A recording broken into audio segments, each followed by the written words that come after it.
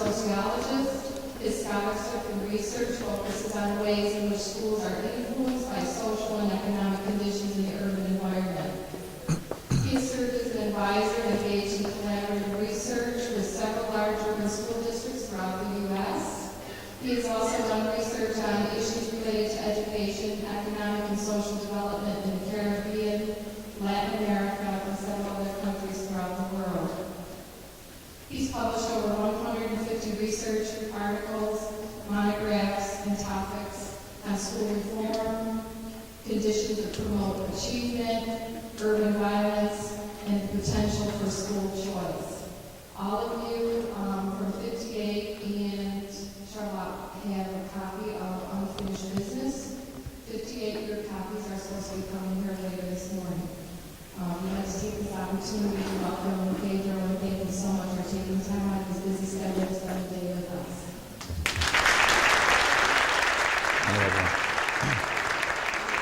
I got one. Thank you.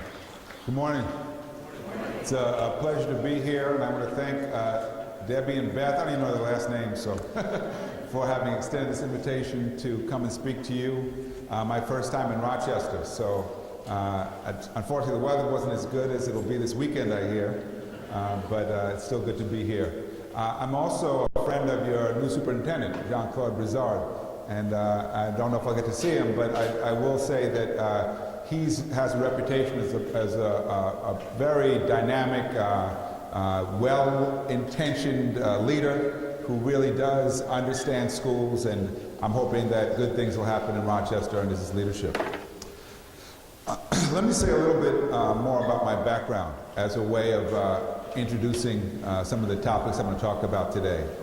And as you heard, I'm a sociologist, and I've been studying schools and school systems for the last 20 years or so. And the way I tend to approach it is trying to understand how larger issues that are occurring in the society we live in and even in the world impact schools. Kind of looking at the connections between particularly economic and social change, demographic change, and what goes on in schools. And to me, it's important that we make those connections because sometimes if you only understand what's going on at your school, you don't understand, it's hard to make sense of things because you don't realize that in many ways the kids that we're seeing and the challenges that we're facing with those kids are really not simply about those kids. It's about larger changes that are occurring around us. And our schools really do reflect the society we live in. And I think most of us know that we live in a society that increasingly relies upon its public schools to serve as a safety net for poor kids. Okay. If you think about it, our public schools are the only institution in this country that accepts all children. Literally all children. Homeless children, undocumented children, children whose parents are incarcerated, recent immigrants, all children have access to our public schools. Our public schools are by far the most accessible and equitable institutions in the country. And what's interesting about that is there is no law, no amendment in our Constitution that requires that we do this. Right? Right to an education is not part of the Bill of Rights, but it has become, in effect, a right in this country, because every state now has enacted that into law. And what's different about the right to an education as compared to other rights that we have in this country is that it actually is an entitlement. Think about it, the right to the freedom of religion or the right to bear arms doesn't give us access to a church or access to weapons, fortunately. Right? But right to an education actually gives you access to school. And not only gives you access to school, if you're lucky, it may also give you access to 1 or 2 meals a day, access to a school nurse, access to heat in the winter, access to adult supervision and some degree of safety, which for some kids means a whole lot. Particularly because those rights are not recognized anywhere else. And so for some of our kids, the only meal they're guaranteed is the meal they get at school. And that does mean a lot. And so one of the things I'd like to point out to people is that even when our public schools don't work well, at fulfilling the educational goals, they still serve an important purpose because they're serving an important social mission. And while it is unfair to expect our schools to serve as a kind of social welfare institution that meets all these needs because we don't give the schools enough resources to do that job, plus we're compounding the mission of education with a bunch of other tasks for which teachers are typically not prepared, right? And so in effect we're asking teachers to be social workers and to do the work of health professionals in some cases. Given the alternative being to just ignore those needs, our public schools are really critical. I call public schools the indispensable institution in this country. I often like to point out, every few years we do these international comparisons. Whenever the TIMSS test comes out, the TIMSS test is the test that does comparisons on math and science. And usually the United States ranks low on the scale, behind several other countries, particularly Canada. Canada always is in the top 5 on most of those scores. And every time those results come out, the Congress and other politicians get pissed off and they blame schools. Why aren't American kids doing better? Why aren't we doing better? But what we're never willing to do is ask the next question, which is, what are they doing that we don't do? And there's a lot they do in terms of curriculum and in terms of academic standards that we could learn from, right? Particularly in math and science, and I'd also say in language. But the big thing they do that we don't do is that every one of those countries that's ahead of us has universal health care, universal access to preschool. That is, they provide supports to families and children that we don't provide. And not surprisingly, their kids do better. Because hungry kids don't do that well in school. You don't need a whole lot of science to know that, right? But somehow, when it comes to policy, we ignore that basic fact, right? That kids whose basic needs are not being met will have trouble performing academically. So now we have the irony of having a law on the books called No Child Left Behind, which ironically is a slogan that was borrowed from the Children's Defense Fund, because they're the ones who came up with the slogan, Leave No Child Behind, not the Bush administration. But when Marian Wright Edelman and her colleagues came up with the slogan, Leave No Child Behind, it didn't mean test the kids as often as possible. What it meant was that in a wealthy country, we should make sure that the basic needs of children are being met. Well, that's not what No Child Behind means. Instead, what we have is the most distorted form of equity ever imagined. We pretend that in the name of equity, that we should hold kids in Rochester or Buffalo or the South Bronx to the same standards as kids in affluent suburbs, so they take the same test, don't they? Even though we know the kids in those cities have other needs, other conditions, and often aren't educated under the same conditions. And not surprisingly, tend not to do as well. It's no surprise that we have an achievement gap in this country. The achievement gap reflects inequality, first and foremost. It doesn't mean that poor kids can't achieve. It doesn't mean that kids of color can't excel. It doesn't mean that a child's background should determine how much they can accomplish academically. But it does mean it's harder. And I want to start by acknowledging that, because I want to acknowledge that the work you do is hard. Trying to serve the needs of kids whose basic needs aren't being met is not easy. And that's part of the reason why scores aren't where they, as high as we might like, and why sometimes kids drop out of school, and why lots of other things that we might not like to see happen. But when you work under suboptimal conditions, that's going to happen. The real question is, what difference do you make for those kids? What difference does it make that they get to go to your schools? How much value do you add? To what degree can education in Rochester serve as a means through which kids can escape poverty? That's the challenge. And if we can't take on that challenge, then we have made ourselves irrelevant. Even worse, we've made ourselves part of the problem.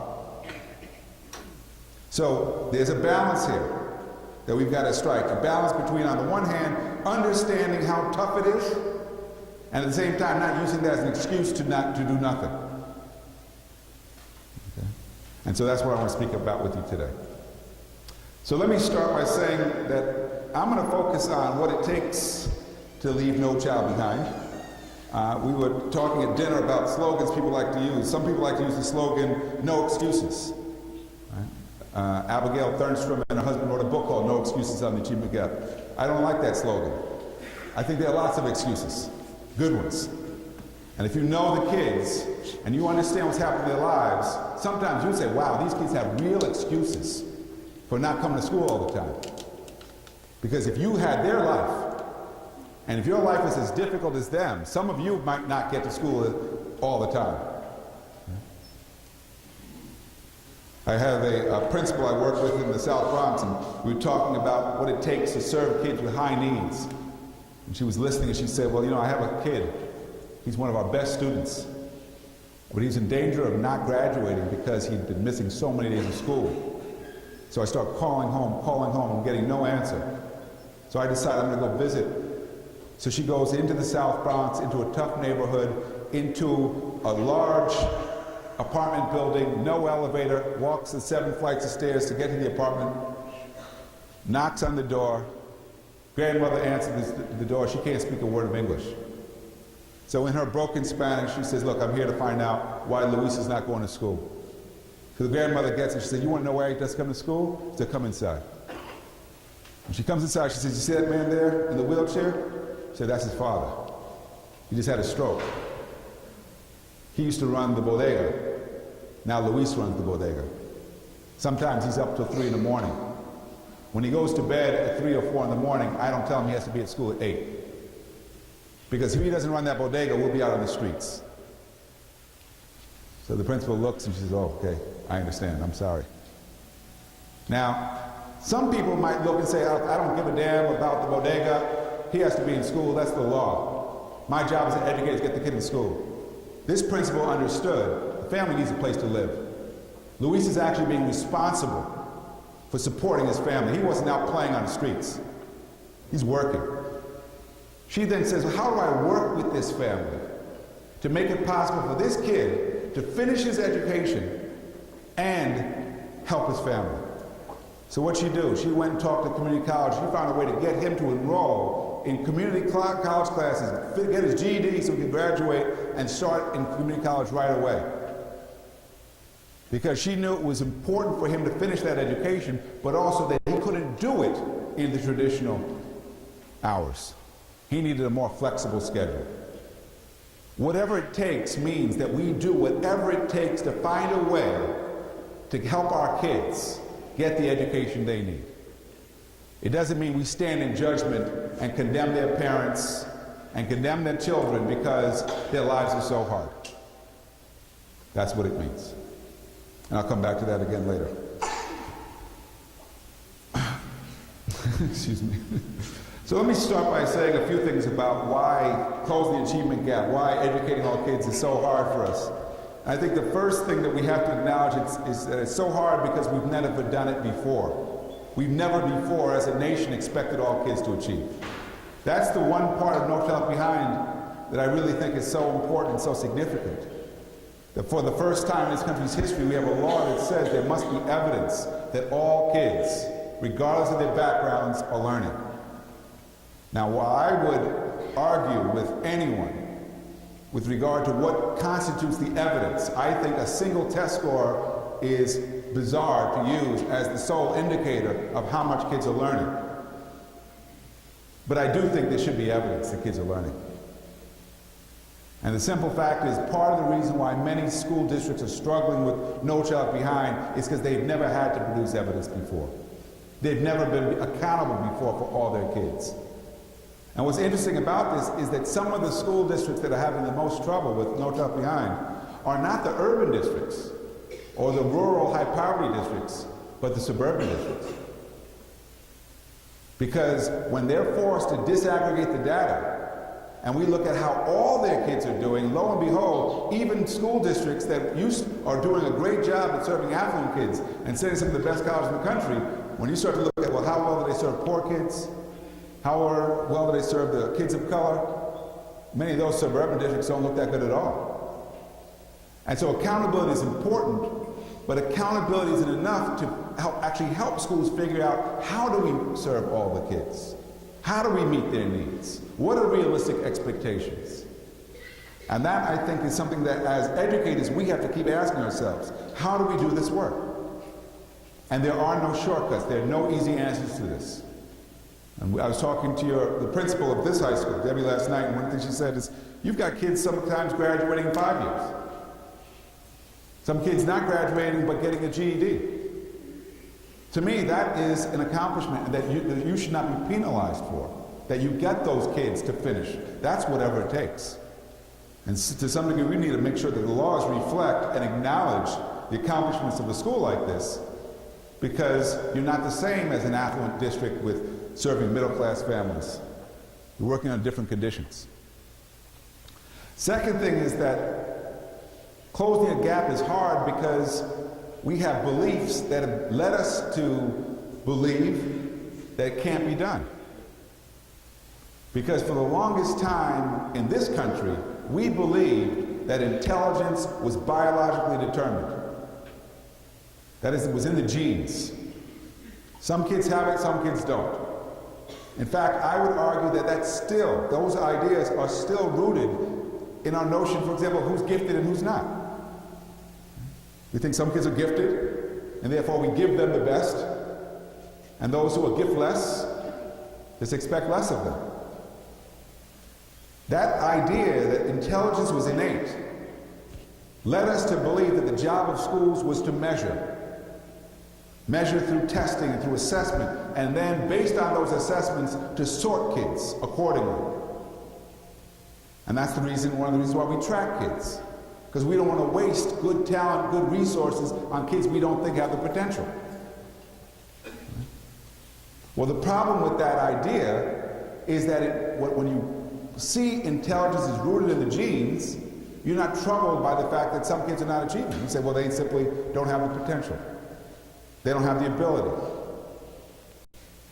But what that notion completely ignores is the fact that some kids don't learn in the same ways, some kids take more time to develop, and some kids have talents that have to be cultivated.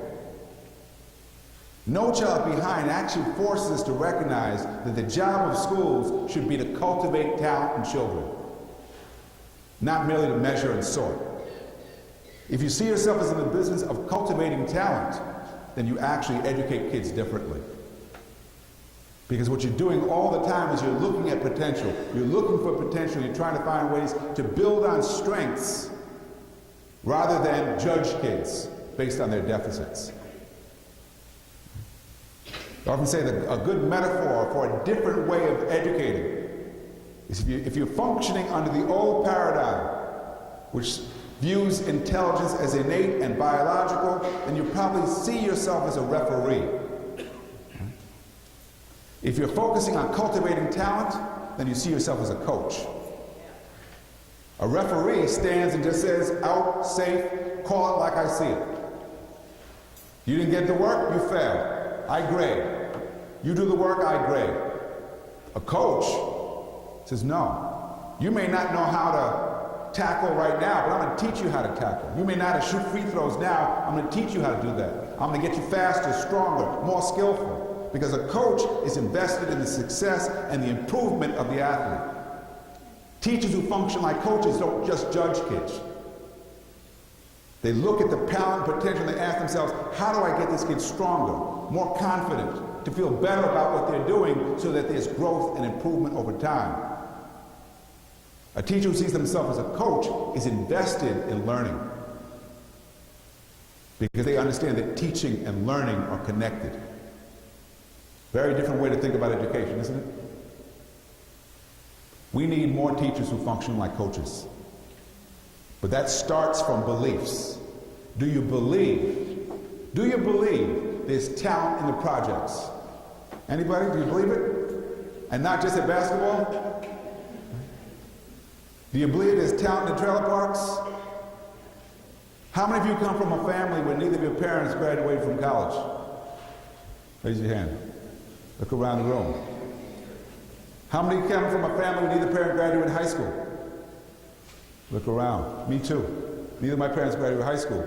My parents sent all 6 of their kids to the best colleges in the country.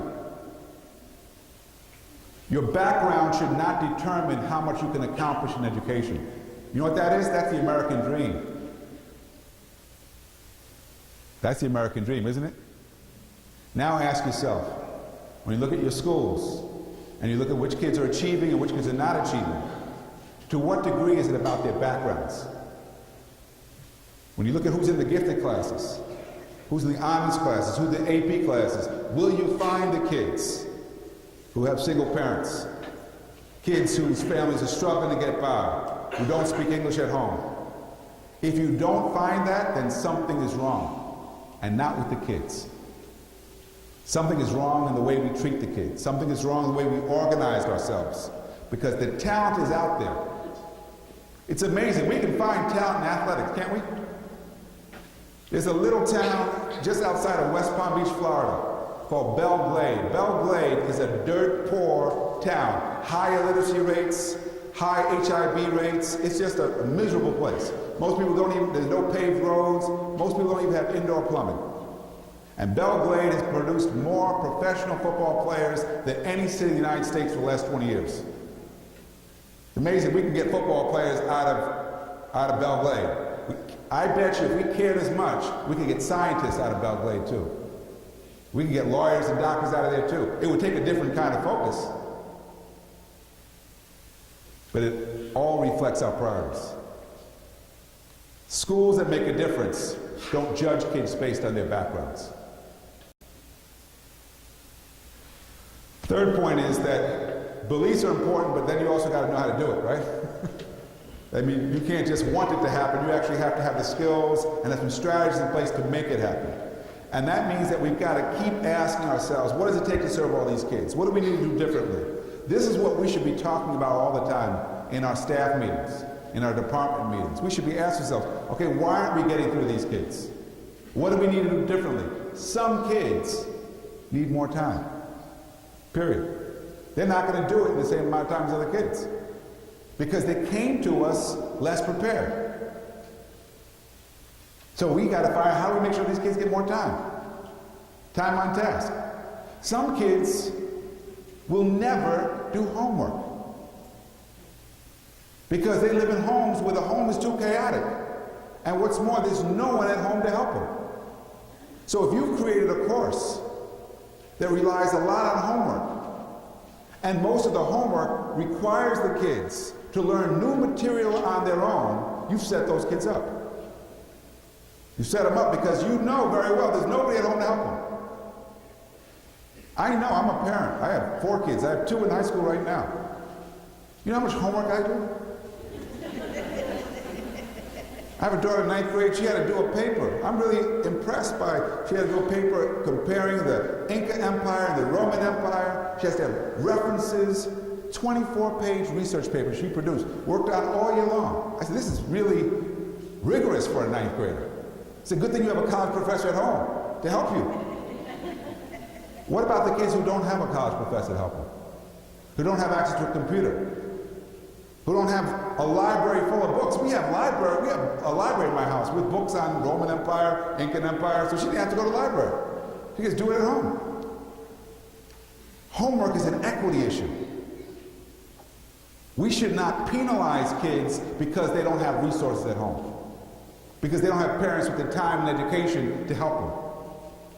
We should find ways to make sure that we level the playing field, not by lowering standards, but by making sure that those standards are accessible to kids. So you know, some schools do, they put less emphasis on homework. Homework is done in school. I'll explain a little why later, why that's actually pedagogically a very important thing to do. Homework only works if it's an extension of work that begins when the kids are with the teacher. If it's reinforcement, then that helps. But not if it's new material. And that's just one example of how our strategies, our learning strategies, our instructional strategies have to be tailored and adapted to meet the needs of the kids we serve. The most fundamental question we have to ask as educators, and we have to ask it over and over again, is what does it take to educate the children we serve? What does it take? And as simple as that question might seem, it's actually a very complex question. What do you need to know to answer that question? Anybody? What do you need to know to answer that question? What does it take to educate the children we serve? Where they come from. Where they come from. Why do you need to know that? Okay, so there's relevance in the curriculum. We'll talk more about that. What else do you need to know? Have they eaten? And by extension, what other needs might they be bringing? What else do you know? Yes, way back. Know the child. Know the child. What's happening with that child in their life? With their family, the community. What else do you need to know? Language, if they speak another language at home. If English is the first language, language is spoken at home. Are they literate in the other language they don't speak? Isn't that important? All the research shows if you're literate in your native language, you will learn English much faster. What else do you know? Who do they live with? What kind of support is there? What skills they possess? What makes them tick as a learner? What makes them tick? What excites them? What interests them? How do they learn? Our kids are learning all the time. We don't teach kids with empty heads, do we? They reason, they problem solve, they use literacy, they even use, you read Bob Moses' book, Radical Equations. He's written a book about how to teach algebra to kids by drawing on the ways they use math in everyday life. Our kids come to us with knowledge and skills and experiences that we need to build upon. If we can only see the things they can't do, we can't produce resilient kids. And poor kids need to become resilient, don't they? And resilience is the combination of confidence and competence. You need both to become resilient. And confidence and competence come from building on strengths in children. Building on strengths, helping them to acquire greater competency in the areas where they're needed. So knowing who your kids are and what it takes to educate them, as you just heard, is not easy. It requires that we constantly reflect and ask questions, talk to their parents, visit the neighborhood, talk to the kids themselves, because our kids are constantly changing, aren't they? How are kids today different than they were 20 years ago? What ways are they different? Are they same? More access to the technology. Most kids know more about technology than adults do, don't they? If you have trouble with the computer, say, let's get a kid. What else do they know? What else is different about kids today than kids 20 years ago? Huh? Perspective? Respect level. What about the respect level? They just different now. Like back then, the kids respected adults more than they do now. Okay. Okay, so now that one is interesting, and I think it may be true, but what's interesting about it is that every generation says that. You say, oh, when I was a kid, we were so much better. These kids today, they're so rotten. Right? Every generation says that. But I'm not going to say it's not true. I'm not going to say They looked in at school. We can't do that now. Okay. So some things, that's changed too. How no more corporal punishment. That may be a good thing too. Yes. I think that building on that is because kids are forced into adult issues earlier than we were forced to do. Okay, so kids. So they see themselves in a different role than maybe we saw ourselves at 30. Okay, so more exposure to things adults do, like sex or drugs. Yes. So they're growing up faster as well. Yes. They're less active. Less active. Think about that. Do your kids play outdoors? I was talking to Beth today about child obesity. She said, how many of her kids are obese? A lot of kids are not physically active. I have to make my kids go outside and play. Because if they have their choice, they'll be in the computer, they'll be playing video games. I said, go outside, go out. When I was a kid, we played out, it could be freezing cold. We played till our fingers were numb. Come inside crying, "Ah!" But we wanted to be outside. We don't want to be inside. The social context of the world has changed in terms of the influence of media and like music. And it's become more mainstream now, whereas it wasn't that way. Okay, so media is pervasive, it's changed, yes. All that crap, those reality TV shows, Flavor Flav, all that stuff. Yes. Violence, much more violence that they've been exposed to, both in the media as well as in everyday life. Okay? Yes. The structure of the family. The number of two-parent households is steadily decreasing. In fact, the typical American family is no longer two parents. Okay, that is no longer the majority of households in this country. Yes.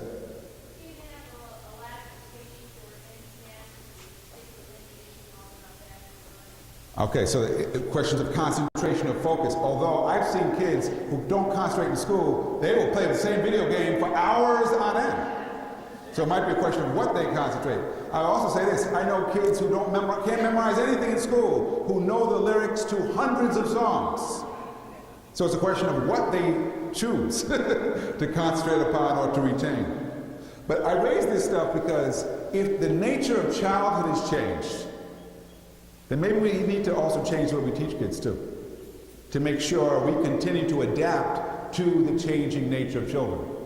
Children are literally entering puberty earlier today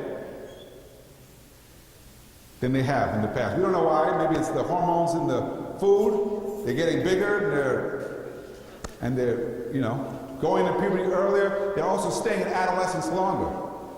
Well into their 30s, people behave like adolescents, right? Still trying to find their identity, right? Living with their parents, right? Okay. So if childhood has changed, then I think we've got to change. The teacher for the year, the guy who won the Teacher of the Year award in New York State 3 years ago, was a social studies teacher who designed a unit on the Civil War using a video game as the medium of instruction. Because he knows that his kids are into video games. And he thought, if I could teach the Civil War through a video game, my kids are going to get it. They're going to be into it. And guess what? It works. So part of what we constantly have to ask ourselves is, given the fact that they're changing, how do we have to change? What do we need to do differently? A lot of our kids can't learn the way we teach them. They just can't do it. Especially if you rely upon the cemetery method of teaching. You know the cemetery method? Line them up in rows, keep them as still as possible. A lot of kids are not good at that. Sitting passively to someone talk doesn't work. How many of you can learn that way, in fact? Let's be honest now. If I keep going too long, you say, listen, let me get the hell out of here. I'm going to get my book out. Because many of us have to be more actively engaged to learn, or otherwise we daydream, we go to sleep, and it happens for a lot of our kids.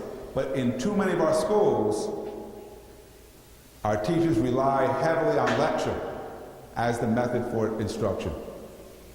Even though all the research shows it's the least effective way to learn. So we have to constantly ask ourselves, what does it take to educate our kids? What do we need to do to meet their needs? Academically, socially, how do we need to organize ourselves?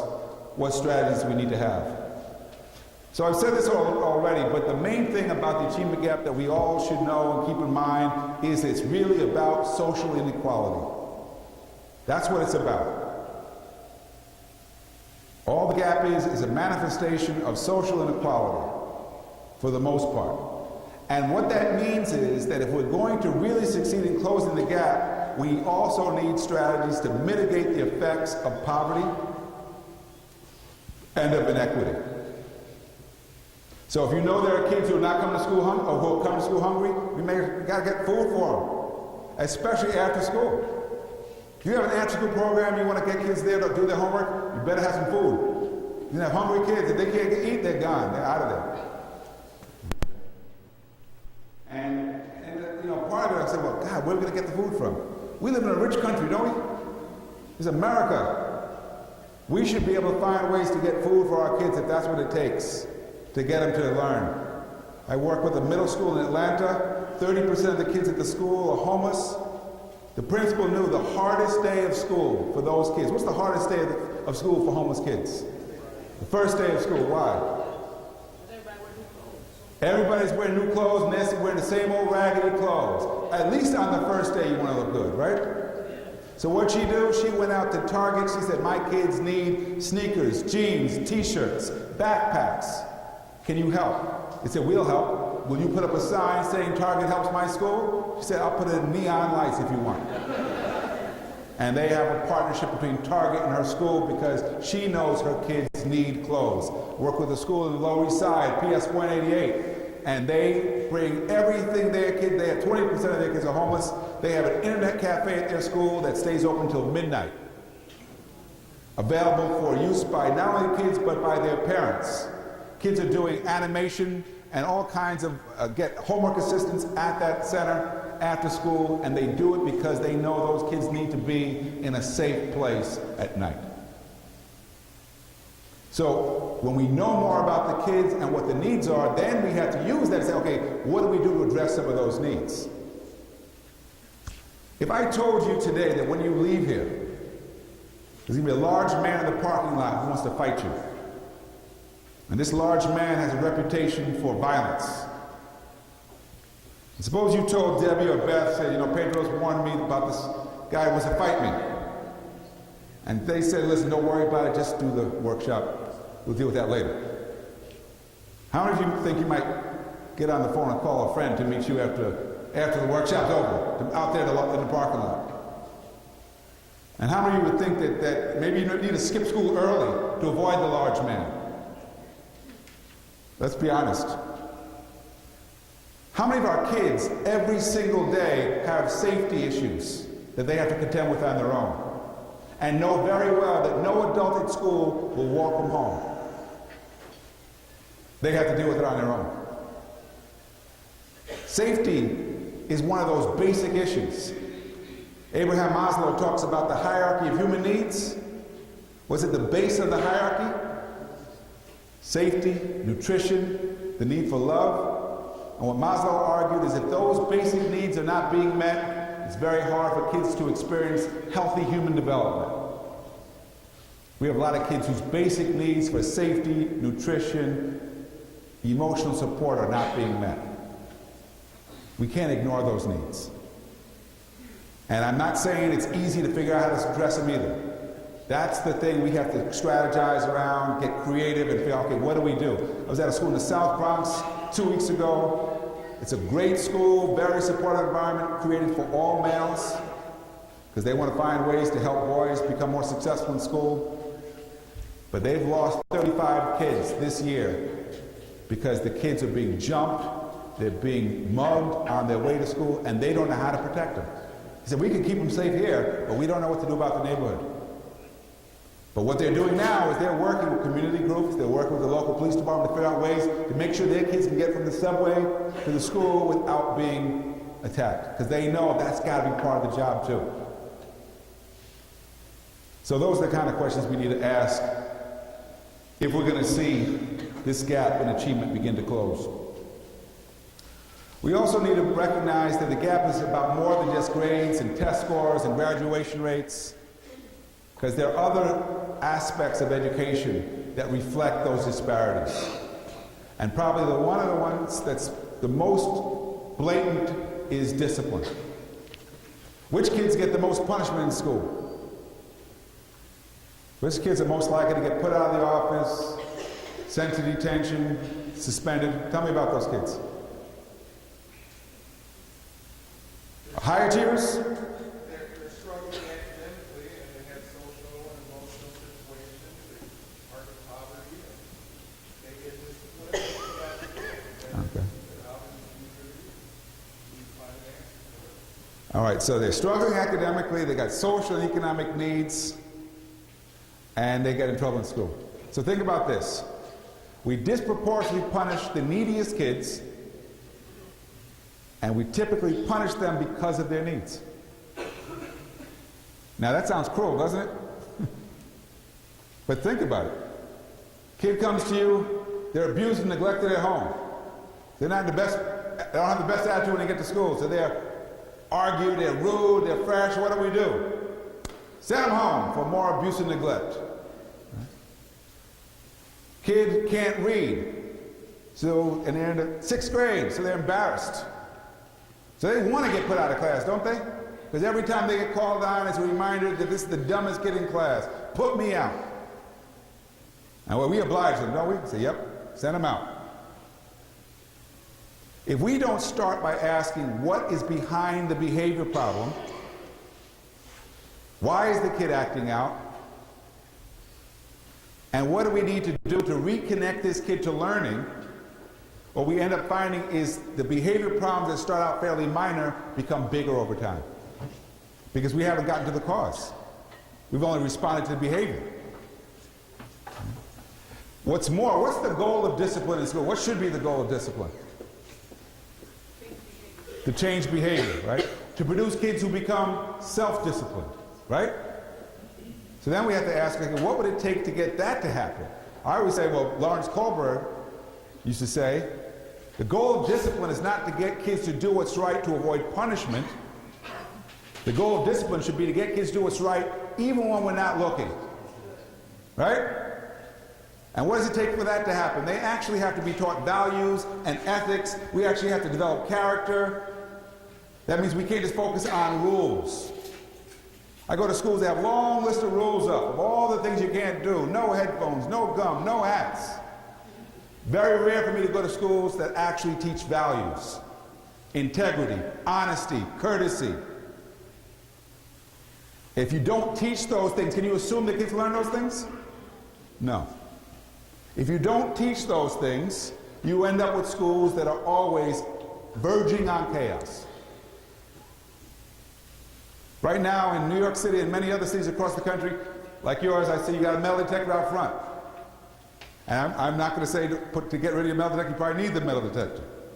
But I'll tell you this, you could have metal detector at every window, every door, and you will still not have a safe school if you don't find a way to build strong relationships between adults and kids. Safety is a product of relationships, not of modern security systems. Kids who are known, kids who are connected to learning, give you much fewer trouble than kids who are alienated and disconnected from learning. And with most kids who are disconnected from learning, the punishments we use don't work. Do they? Clearest evidence that they don't work is you're punishing the same kids over and over again, right? Now ask yourself, why would a kid who doesn't like school change their behavior because we suspend them? Any good answer? I was at a school in Cleveland. They were going to suspend a kid for 3 days for truancy. Kid said, I need 5 days. I need 5 days. And they were ready to give him 5. What do you think was really going on there? Is this about changing behavior? What's really going on? Passing the buck, get him out of our hair. We want him, troublemaker, out of here. Ask yourself, are we using discipline to weed out the kids we don't want to serve? Or are we using discipline to change behavior, to create a community that's civil, where kids show respect to each other? Because that takes a different strategy altogether, doesn't it? Doesn't it? It does. So we need to be mindful that the discipline gaps mirror the academic gaps. Same issue. And therefore we need similar strategies to address discipline issues. We also need to recognize that special education works the same way. Because in most districts, it's probably not true in Rochester, but in most suburban districts, you see 2 types of kids in special ed. You see affluent kids with real disabilities, and you see poor kids, and you can't tell what the disability is. He's looking at the kids and say, what's wrong with this kid? So, oh, this kid's got a little bit of, a little EMT, a little ADHD, and LMNOP. And you know what those kids really, in many cases, what they're suffering from? It's called ABT. Ain't been taught. That's what they're suffering from. We haven't figured out how to teach them And instead what we've done is we've put them in special ed classes because we don't want to serve the needs. And it wouldn't be a problem, would it? If special ed was good. Right? Because think about it, with special ed kids, we actually do an IEP. So someone actually spends the time to diagnose the learning need and come up with a plan for that kid. We should all want our kids in special ed, shouldn't we? We should sign them up. But we don't. Why not? What do we know? What's going on when we put kids in that kind of a category? What's really happening? We're stigmatizing them. Haven't we known about stigma for a long time? That when you label a child slow, you treat them like they're slow, and invariably they come to see themselves as slow.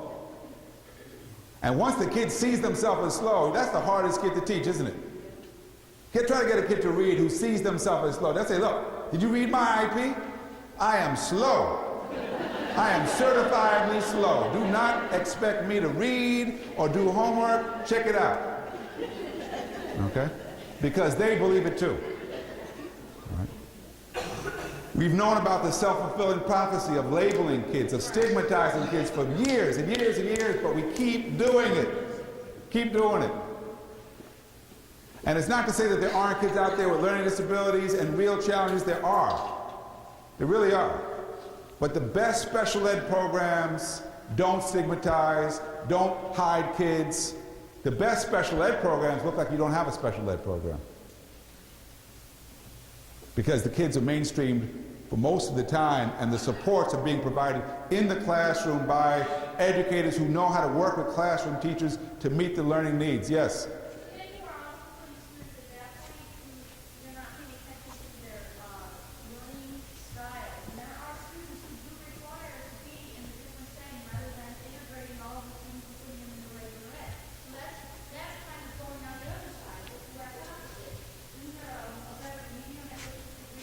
Absolutely, and we have to make that determination. What is the best way to meet the needs of these kids? Some kids, you're right, do need a different learning environment, less structure perhaps. A lot of kids though, because we know that eventually they're going to have to work in a structure, right? Because sometime in life they're going to have a job, we have to learn to show up and learn to follow basic rules, so we need to make sure they're learning that too. So we have to find a way to get a balance, to meet the need of the child. What I'm really trying to caution against, though, is the tendency I see in many schools to get rid of those kids by putting them in some class, some isolated room, and just say, okay, that's your issue now. And because we've labeled them, we don't even worry about them anymore. And here's the crazy thing. We spend more money on those kids, and what the research shows is that for many of them, the longer they've been placed there, the further behind they fall. Right? So I'm not going to say there's one easy solution, mainstream them is just the solution, no. Because if you mainstream and you don't get the resources to the kids, they'll fall behind too. In fact, it may make it worse. But you've got to find ways to make sure that we're not stigmatizing and that we are meeting needs. And what worries me is that in many schools we don't even do that anymore once we've categorized and placed. So, but you're right, we do need to keep asking, what does it take to meet the needs of these kids? Okay. The last one is ESL, kids who are learning English, because those kids often will be siphoned off too, marginalized in school. Because we use the fact they don't speak English as a rationalization for keeping them out of mainstream classes.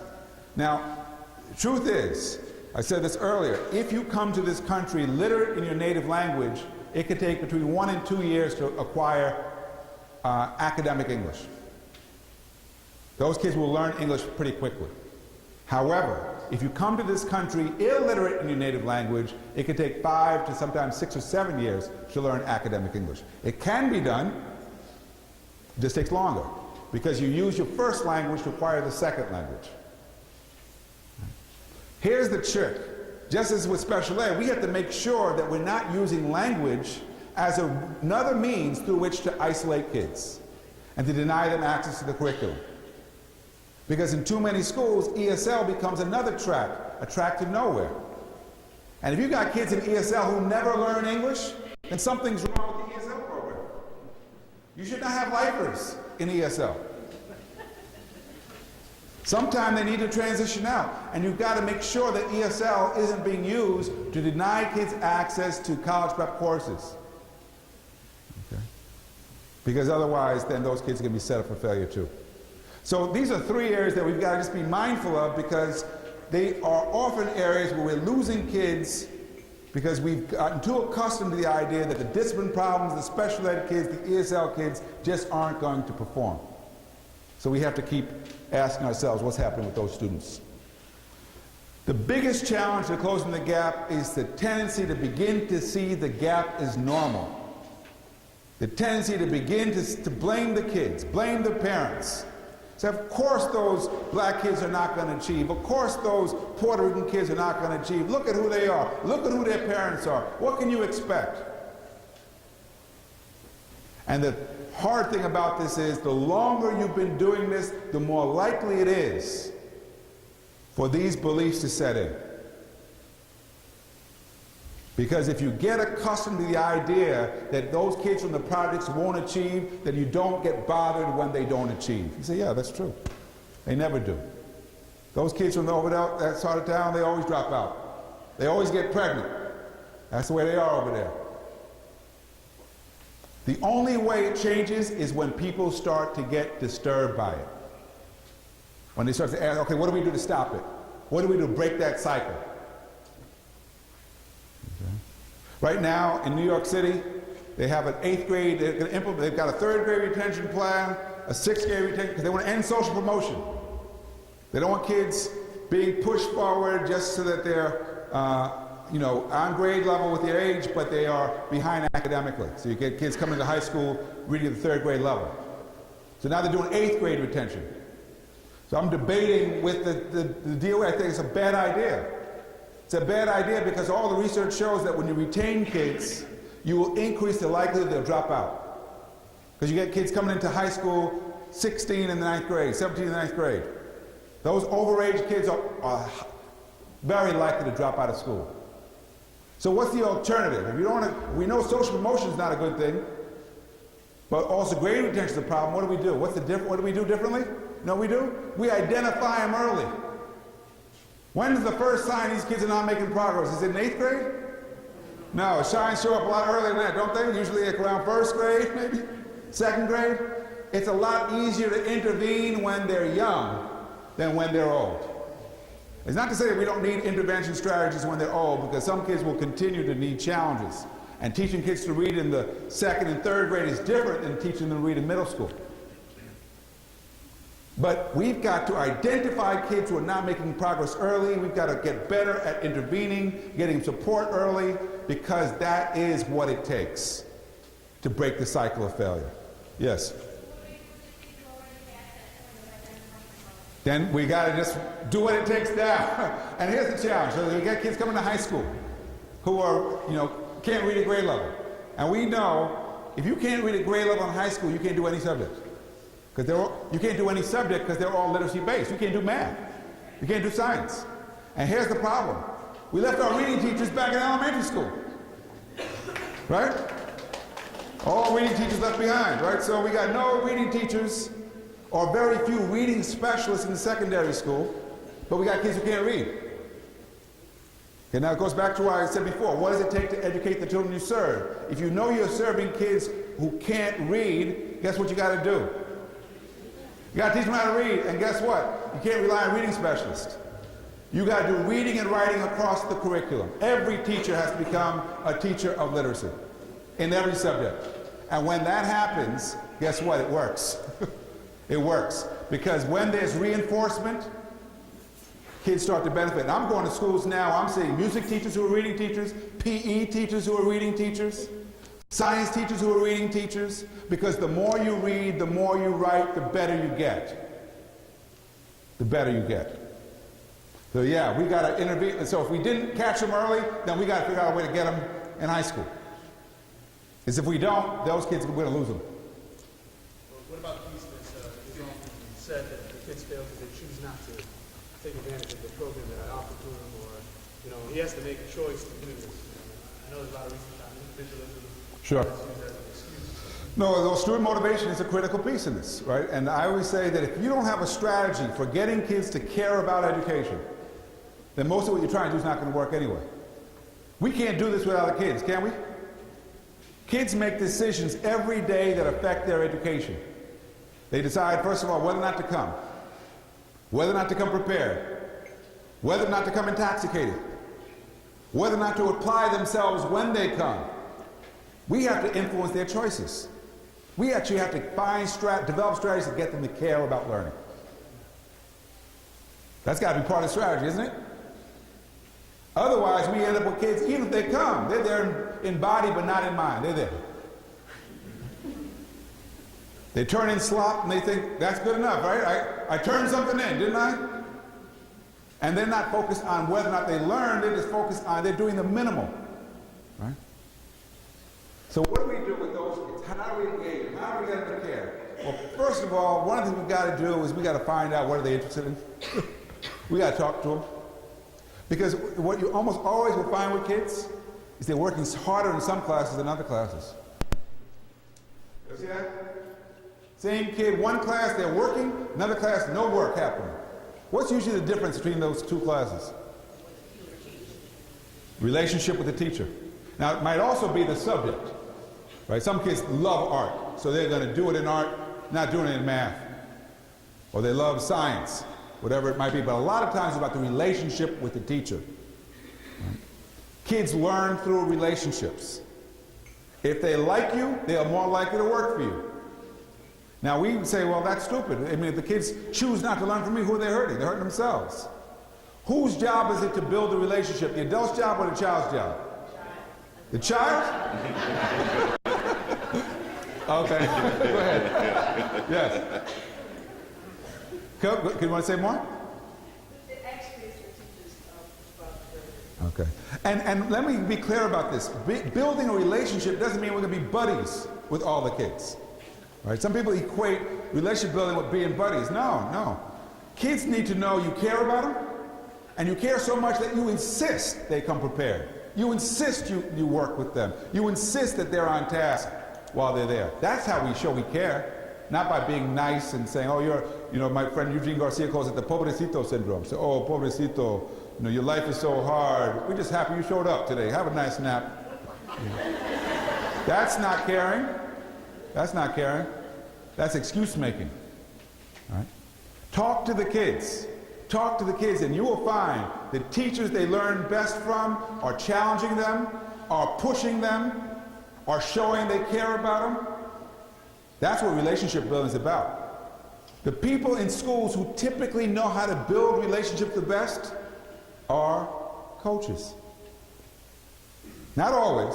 You got the Bobby Knights out there, right? But you got a lot of coaches that know how to build relationships. How many coaches are here? Okay. How do coaches build relationships with kids? What do you do as a coach to build a relationship? Any coach? Huh? You talk about their positives, you don't just focus on negatives. They're dribbling the ball the right way, with their right hand, and their left hand is weak. You talk about that good in them, and then you encourage them to try to get that left hand going. You reinforce that. It's important how you should do it. Right? You really do that by breaking along in a small group and having them work in those different sections. Because you're building on strengths, but you're also pointing out this is what you need to work on. Self-efficacy. Okay. What else is a coach doing to build relationship? Yes.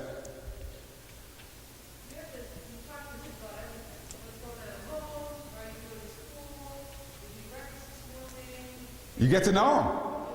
You let them know, I care about you. Yes. If you give them respect, they give you respect back. That's right. That's what comes down to. Be honest with them, and be honest with you. That's right. You're showing respect. You're building the relationship. You're making them feel good about being a part of it. Right? You're showing them that if you're a real good coach, you're actually, I even care about what happens to you when you leave me.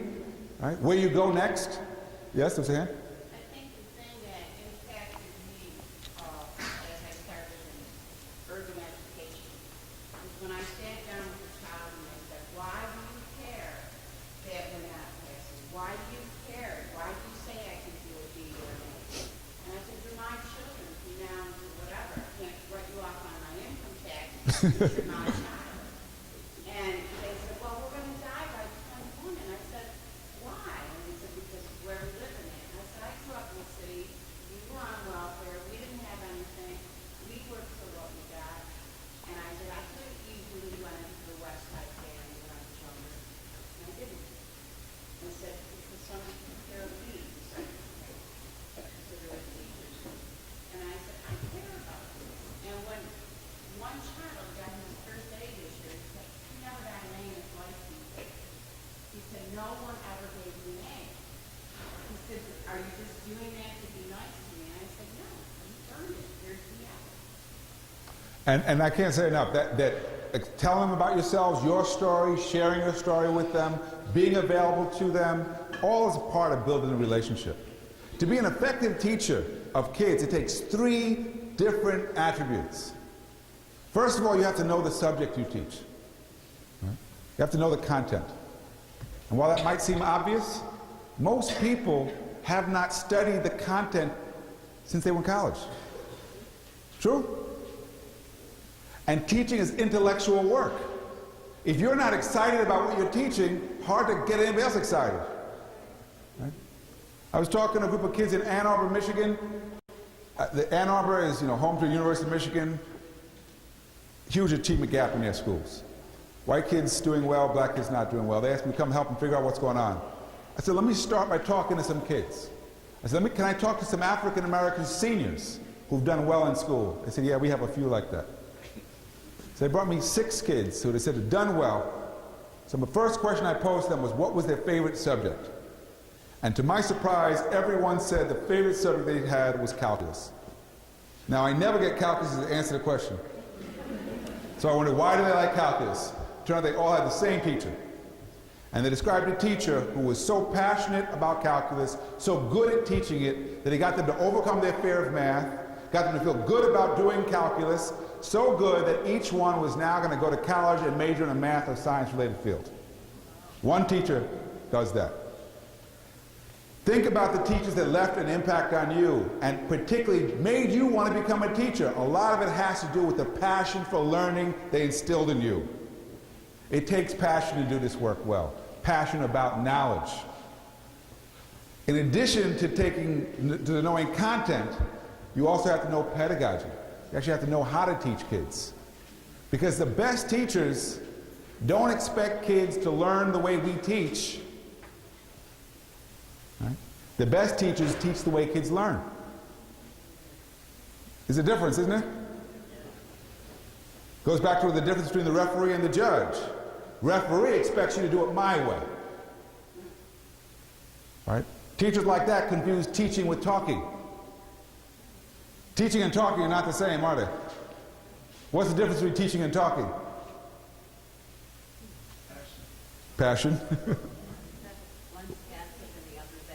One's passive while the other's active. Listening. Second, dedication. Evidence of learning. If there's no evidence of learning, all you're doing is talking. Covering the material is not the same as teaching the material, is it? If you cover it and they don't get it, then all you do is talk. Now this seems obvious, but I'll tell you the biggest issue I see in high schools I go to around the country is teachers who think teaching is talking.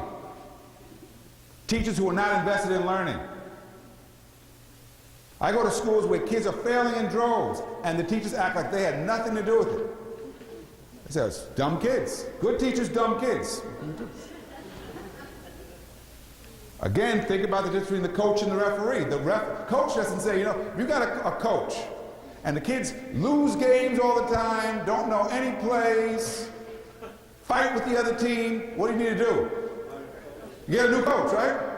Because even if they don't win all the time, we expect the coach to, at the minimum, teach them to play the game.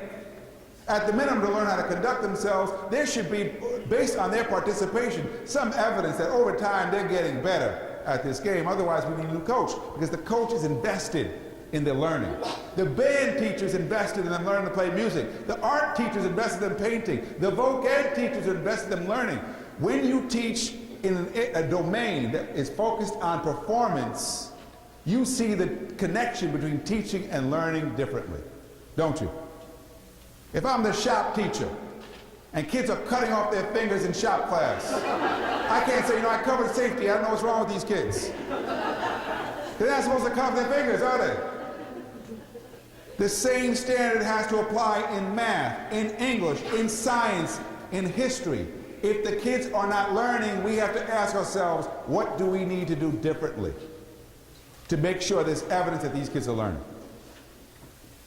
I was a brand new history teacher in Providence, Rhode Island, teaching at Central High School. And my mentor teacher tells me, your job in teaching American history is to get the kids from the Revolution in September to Vietnam in June. That's the job. Here's the book. I'll be in the back drinking my coffee. Go to it.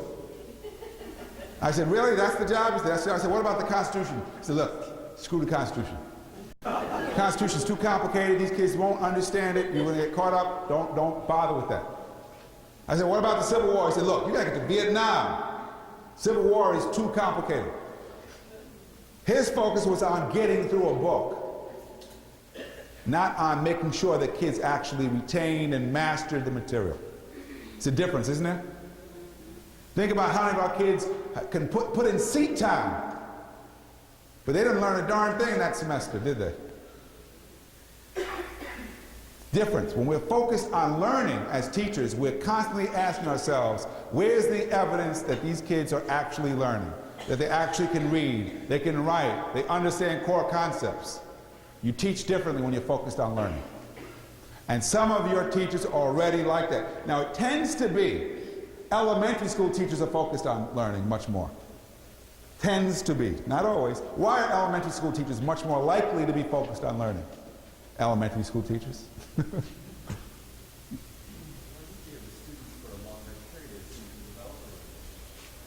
Right. You have them all day, all year, so you really get to know them. If you're a typical high school teacher is seeing sometimes, if you're teaching 6 periods, 150 different kids a day, so your ability to really know them is more limited. Okay. Why else are elementary school teachers more likely to focus on learning? More hands-on activities. Okay. Elementary school teachers are more focused on Right. And they even talk about it differently. When you ask them, they say, what do you teach? I say, I teach 3rd grade. You ask a history teacher, what do you teach? I teach history. And they even talk about it differently. They focus on content versus kids. And so we can learn a lot from each other. We can learn a lot from the music teachers, the coaches, the voc ed teachers who are focused on performance. But the key point here is that if we can't change, the only way to close the gap, I'll tell you right now, here's the answer to the big question. The only way to close the gap is to change the way we teach. If we blame the kids for not getting it, it'll never change. If you're waiting for the smart kids to move into town, it's not going to happen. They ain't coming. You got to find a way to get the kids you have smarter, more invested. And that means we've got to, and I'll tell you right now, the most effective strategy I have seen to get teachers to see the connection between teaching and learning is to bring small groups of teachers together on a regular basis to look at student work. When you bring the work into the room together, what happens? What do you see? Have you ever done it? You have? What do you see when you bring the work together? Pride. Huh? Pride. Pride? Okay, you might see some pride. That's good if you see some pride. Yes. Say again? You see strengths and weaknesses. You might see some patterns. Yes? You see what works for other teachers. Ah. Now that's really touchy issue sometimes. Because sometimes when we bring the work in the room, we say, whoa, how come your kids are writing such great essays and my kids are not? We're not all the same. Some of us have found ways to get kids more motivated, more engaged, and producing better results out of kids than others. We've got to have the humility to learn from each other. In most schools, the solution to our problems are right there among us. We've got some teachers, they have no behavior problems. And not because they have good kids, but because they know how to handle kids. They know how to build relationships. They know how to get this balance between caring and firmness. And we got other teachers right next door. They're sending people out of the office, down the office all day long. True? Ask the administrators who are receiving end. They'll tell you it's not all the same people. I mean, it's not all, they're not, you know, it's coming out. Certain classrooms send out a lot of kids. We need to be a resource for each other. We've got some, ask the kids, there are some kids, they're anxious to get to some classes. You can hear the noise. You ever hear the noise of what it's like when kids are learning and they're into it? It sounds different than chaos, right? It's like a kind of nice laughter and nice engagement. They're really into the subject. And then you go to some other classroom and it's chaos, and you know what that sounds like too. We need to create an environment where teachers can learn from each other and say, well, okay, well, how do you get those kids to write those essays? How do you get those kids to do a science project like that? How do you get the kids to care? What are you doing differently? Be willing to ask. Be willing to talk to each other. The worst thing, the hardest thing in American education is the isolation of the teachers. Where do we learn to be highly effective teachers? In grad school? I'm sorry, there's some student teachers that I know who are here today. I'm sorry if I disappointed you by telling you you're not going to learn to be a highly effective teacher in grad school. Where do you learn to be a highly effective teacher? In the classroom. Usually through trial and error. Usually through isolation. Not the best way to learn anything, is it? Much more effective. Think about the way we train physicians. The way we train physicians should be a lot more like the way we train teachers. If you learn to be a physician, you don't get to operate on anybody.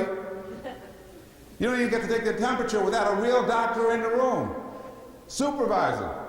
And that goes on for a couple of years before they let you on your own start to do some things to people. With teachers, we'd say, okay, you're out of school, good luck. Have a good time out there. And then they get to the district. What does the district do? Gives the newest people the toughest jobs, don't they?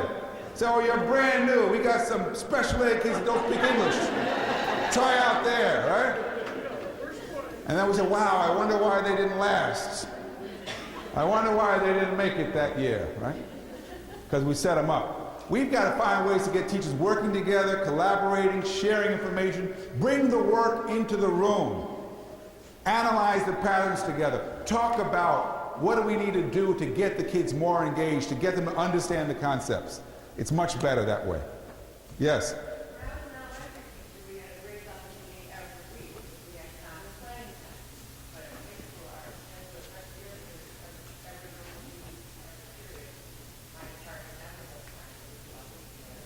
So, and I realize in high school the schedule is always a challenge. And so I'll say this, and I know it sounds easier than it is to do. Don't let your schedule dictate what you can do. Create a schedule that facilitates what you know you need to do. Right? That's one of the reasons why I particularly support block scheduling. I support it because if you can reduce the teacher-student contacts, you can actually get better work out of kids. However, you have to change the way you teach. You can't teach the same way for 90 minutes as you do for 45. You'll be really tired. Right? You also have to make sure that you're giving kids, I mean, the only way to improve writing, what do you have to do to improve writing for kids? You're going to write more. But if you're an English teacher and you have to grade 150 papers, how often are you going to assign a writing, put out some writing assignments? Maybe once a month, because one assignment takes you out for 3 weeks. Now maybe if you only saw 60 kids, maybe then you might do a little bit more. So we need to figure out how do we reduce the teacher-student contacts, how do we give kids more time on task, how do we create a schedule that allows our teachers to meet, to talk, to engage, to look at the work together. All those things are important. So this is important here. We know when we're succeeding in closing the gap, when the backgrounds of our students, particularly related to race and class, no longer predict how well they'll do. Note here, I'm not saying that closing the gap means that all kids are going to be at proficiency. I don't think it's going to happen. Right? If all our kids were above average, we would become a Lake Wobegon nation. Right? You know about Lake Wobegon? Where all men are strong, all women are good looking? It's a mythical place. It doesn't really exist. In real life, we're not all strong and good looking. Right? And not all of our kids are above average. Right? Some of our kids are going to not achieve as high as others.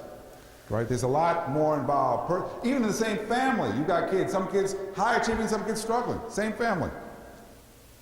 However, we should be able to create schools. Just because you know a child's background doesn't mean you can predict how well they'll do there.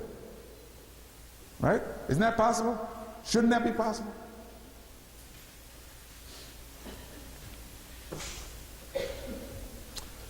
So just a few things. I don't know how we're doing for time. I want to make sure I give enough time for some discussion. But a few things about the gap that I think is important to keep in mind. One thing that we know about this gap is that the gap begins before the kids even get to us. We have a preparation gap. Kids who have access to quality preschool, kids who have college-educated parents who speak standard English at home have a big advantage over the kids who don't have that. If you speak standard English at home, then standard English is that's your language. You know about verb agreement in your head, because that's the way you speak. If you speak some other language at home, if you speak Ebonics at home, you have to learn English as a second language. Which means we need to find ways, if we can, to get kids into quality preschool. And I realize that's a bigger issue than you could probably solve here in Rochester alone. But then if you know you've got kids coming into elementary school who are already behind, what are you doing to make sure that kindergarten and first grade gives those kids a chance to begin to catch up to the kids who've been in an enriched learning environment for 3 and 4 years already? When do college-educated parents begin to think about college for their kids? When they're first born, or even before conception. So we had sex last night, let's start planning for college. I asked my NYU students, when did your parents first start thinking about college for you? And they look at me like I'm dumb. They said, they were always thinking about college. When do the parents of kids who've never gone to college start thinking about college for their kids?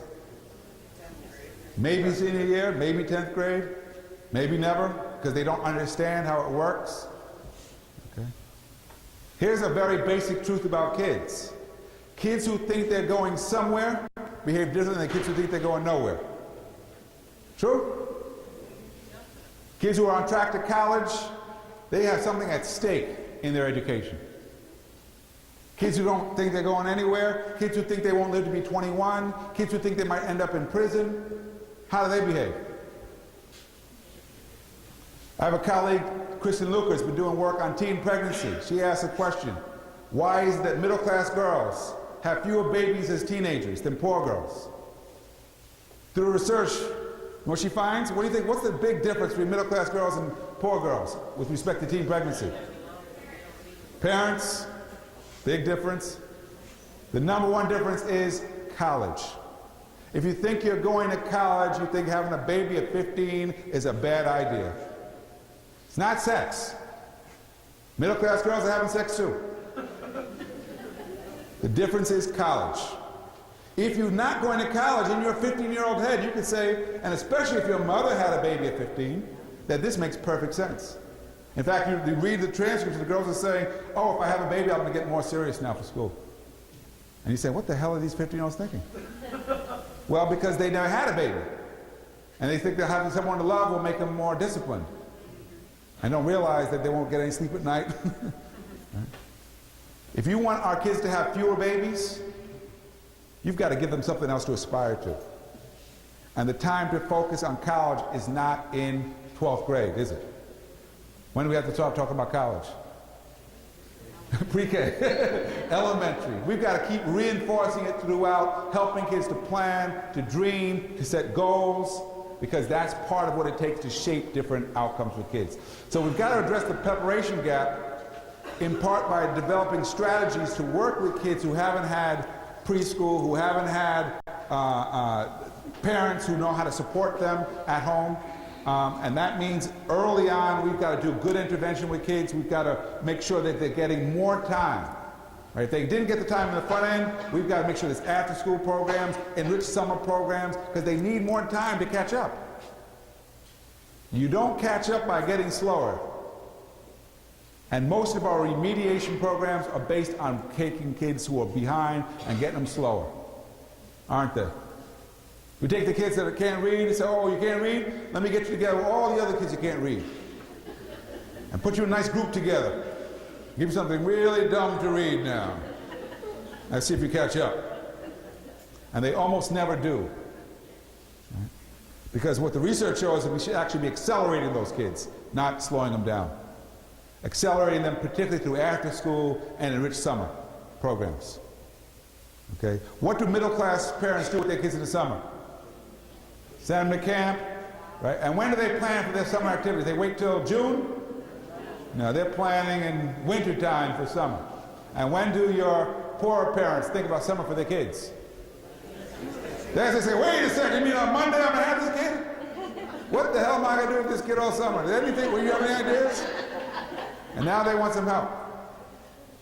So it's not to say that we got to help our parents to be able to plan and to think about these things, but we also need, if we know that kids are losing months of learning because they're watching too much, all they're doing is watching TV all summer or playing games all summer, then maybe one of the things the district needs to think about is how to invest in an enriched summer program for kids, not based on a remediation focus, but on an acceleration focus.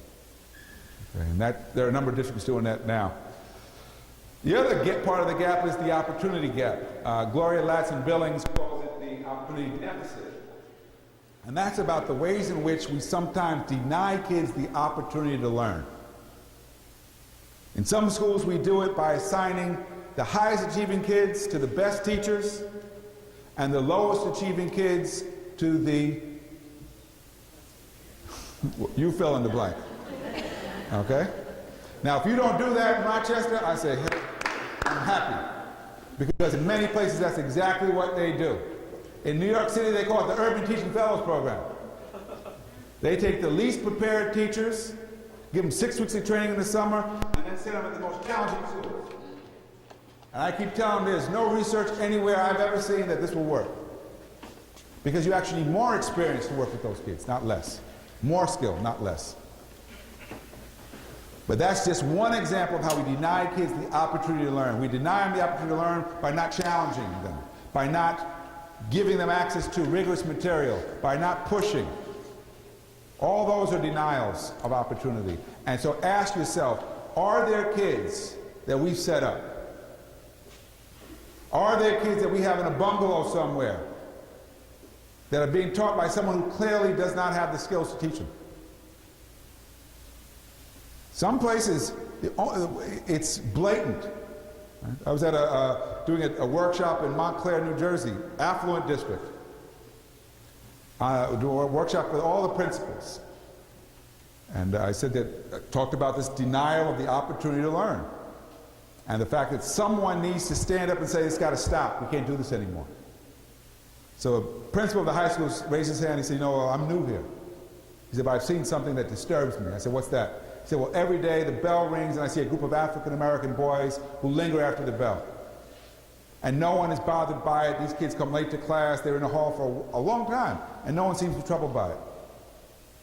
So I decided I was going to follow these kids and see why they're taking their time going to class. So I followed these kids and I noticed they were all going to the basement. I said, what are they going to the basement for? He said, well, that's what I want to know. I don't know why these kids are going to the basement. So I followed them to the basement and I discovered that that's where the special ed classes are. And the reason why these kids take their time is because they're embarrassed to have people seeing them go into the basement. He said, do you think we need to get them out of the basement? Now he's being sarcastic because everybody else in the room knew those kids were in the basement. How long have they been in the basement? For years. Who's in your basement? I'm not going to answer.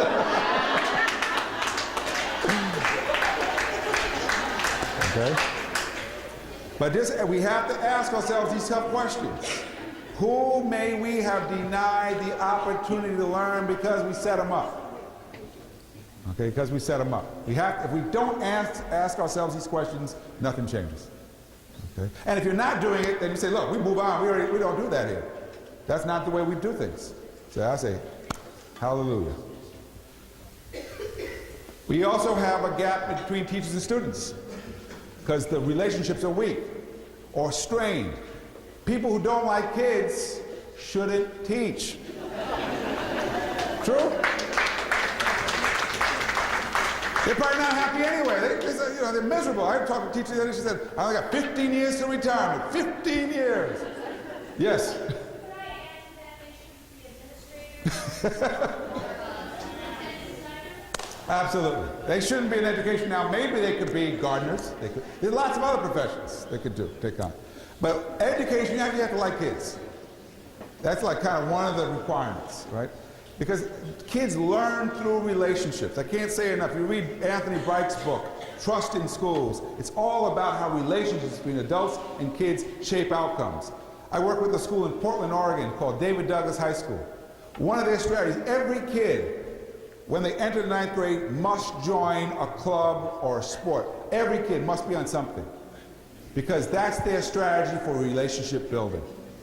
Not joining is not an option. They have lots of things to choose from, but everybody must join. And all the research shows the kids who are involved in sports, in music, in theater will do better than the kids who are not involved. What are you doing to build relationships to get kids to be connected to school, connected to some adult at school who they know that adult cares about me, that's my advocate, that person has my back, I can go to that person. Every kid, especially if they don't have someone at home, needs an adult like that at school. There was a hand there by the pillar? Yes. You know, one thing that I thought of that maybe people won't agree with me, but we have all kinds of supports for students, wellness programs, psychologists, counselors, you name it, but you know, there's a lot out there for teachers to cope with. And teachers need support, like a wellness support, but sometimes because of all that we have to cope with, you can watch a teacher enthusiasm go right downhill because they feel so unsupported in what they have to cope with. The lesson plans start to go downhill. The ability to give up discipline goes downhill. Then we wind up with schools so inconsistent in discipline because some teachers just give up fighting. I agree with that completely. And I think that there's a lot of research shows morale matters. People who feel good about what they're doing will do a better job for the kids. People who feel supported by the administrators will do a better job for the kids. So you're right, we have to do it. My son is a teacher. And last year he was teaching kindergarten, and I could see him, he said, I'm sick of tying shoes and wiping noses, I'm sick of it. And I said, but there's so much fun, those 5-year-olds, they're not fun anymore, And because it was, about February, it's a long year, and you're right, we do need to find ways, and he's a brand new teacher, he's not like a 20-year veteran, to keep supporting teachers to, if I had it my way, we'd give teachers sabbaticals, right? So they can get a year or 6 months off, to read or take a class or hang out on the beach and come back hopefully refreshed, right? But unfortunately, I don't control those things. But you're right, there are other things and that we can do and should do to address the morale of teachers, and even if you have teachers who themselves are challenged at home, going through difficulties with a spouse, illness in the family or themselves, that need support and need to know the administrators that work with them care about them as people. And that makes a huge difference. So you're absolutely right. Morale matters. But relationships matter. And I would say the relationships matter all the way around. Charles Payne has written a book called So Much Reform, Why So Little Change? Right? And he's asked the question, why is it that we've been reforming schools for so long and in some places not getting any better? And he says that, if you look at the schools that haven't been improving, what you often find is a dysfunctional culture. Relationships that are strained, conflicts amongst the adults, strained relationships with the children, and what they really need is work on improving those relationships.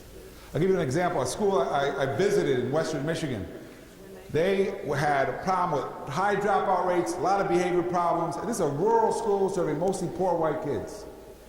And they strategized, and they did something really radical. They said, we're going to talk to the kids. We're going to ask the kids what it would take to get this school to improve. That takes some courage on the part of adults to do that, doesn't it?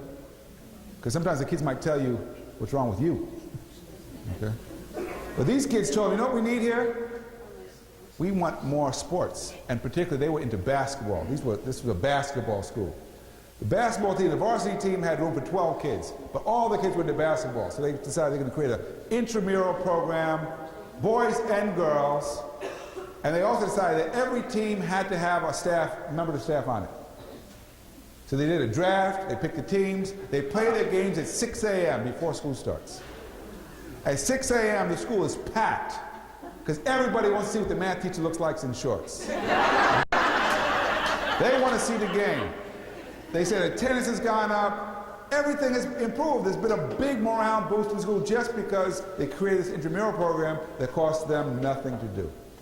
So there's a lot we can do to improve the climate, the spirit of the school that doesn't even cost us if we're willing to, but if we acknowledge that that's an important part of creating a positive learning environment for adults and kids. The last point there is that we've got a gap between parents and schools. And that matters too, doesn't it?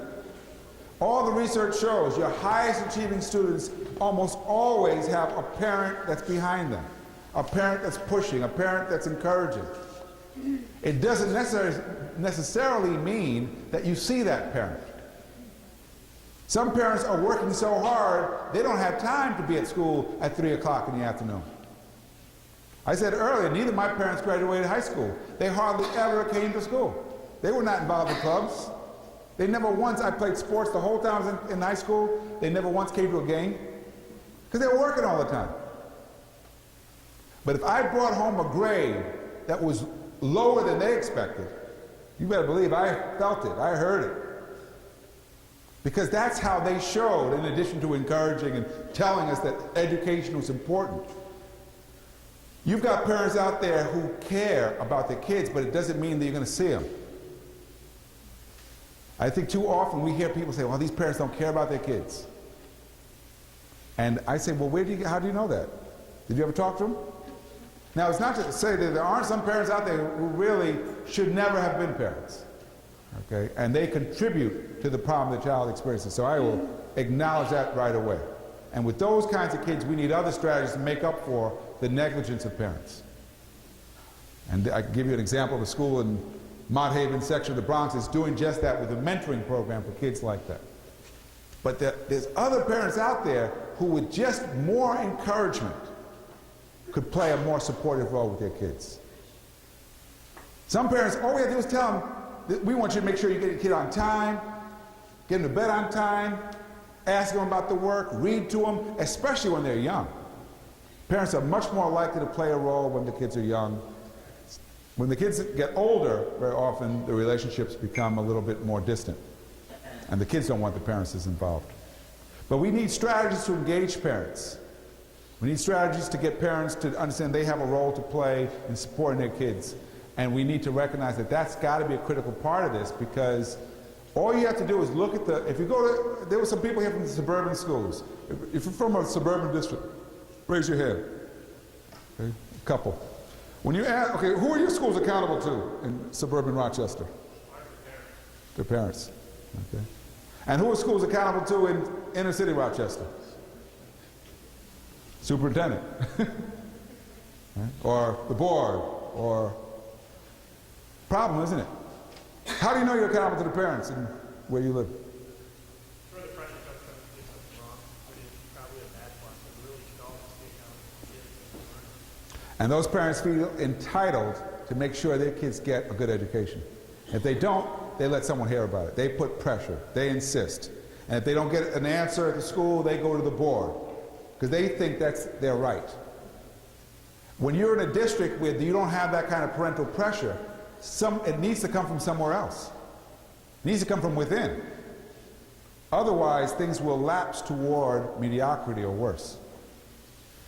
There's a healthy kind of, Richard Elmore writes about internal accountability. Internal accountability is more effective than external accountability. If we feel accountable to each other, it's more important than if we feel accountable to people we don't see. Like not to say you don't see the superintendent, but you probably don't see him every day. Okay? So find ways to engage parents. Find ways to help parents understand their role in supporting their kids. Makes a huge difference. Let me pause and see if there's comments, questions, reactions to some of what I said so far.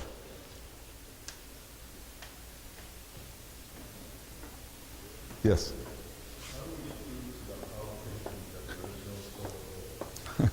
How do we get through the politicians that there's no silver bullet?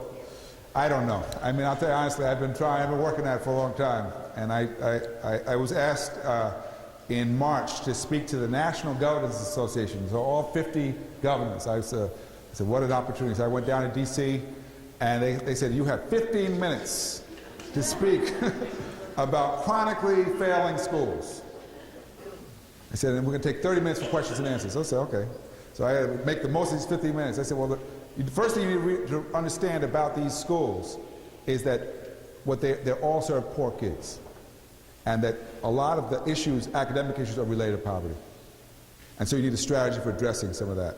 I said the second thing you need to realize is that there's not a single state in the country that's adopted standards that it holds itself accountable to. Think about that. The way we have standards right now, we frame standards for what schools must meet, but we have no standard for what the state must meet.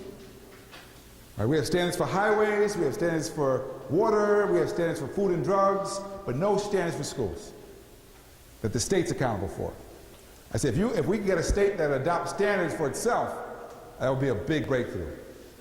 So they looked at me and said, I don't know if we like that guy so much, right? Then we went back and forth and we talked for about 30 minutes, and I kept saying there's no silver bullet. There's no easy way to do this.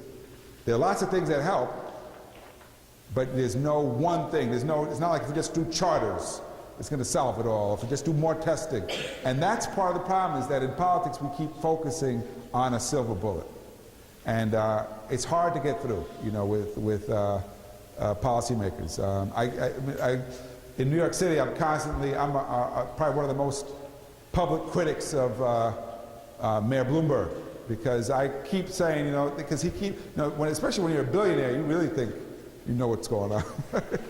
And he keeps coming up with, and the thing about him is his silver bullets change, every couple years. He's focused on a new idea, and he doesn't like you to remind him, but 2 years ago he was saying something else.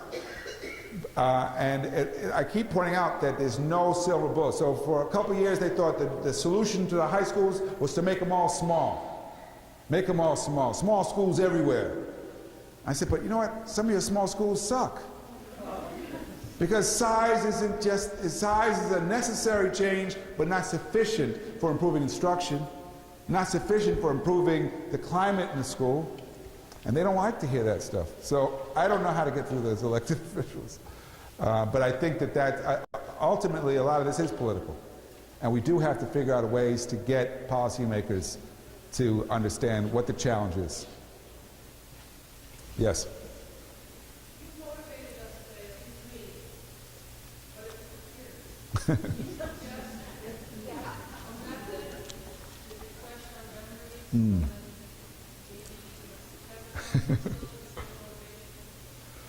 Well, I would say a lot of that can come from each other, right? If you can find ways, I was working with a school in Brooklyn.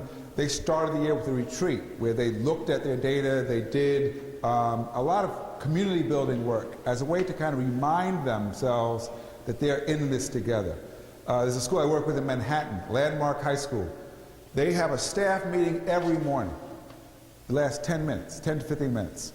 I asked one of my former students who teaches there, I said, do you like this, having a meeting in the morning? He said, it's the best part of my day.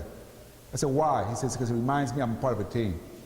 And we share what's going on in the school, and we talk about if we have a sub, we say, make sure we're going to help cover that sub.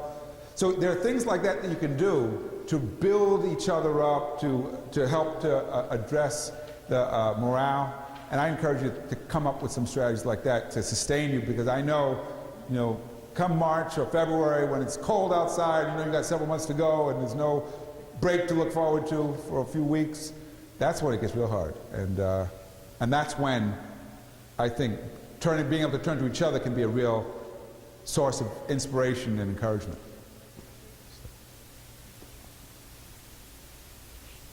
Yes? What do you suggest? One of the things you said was building relationships and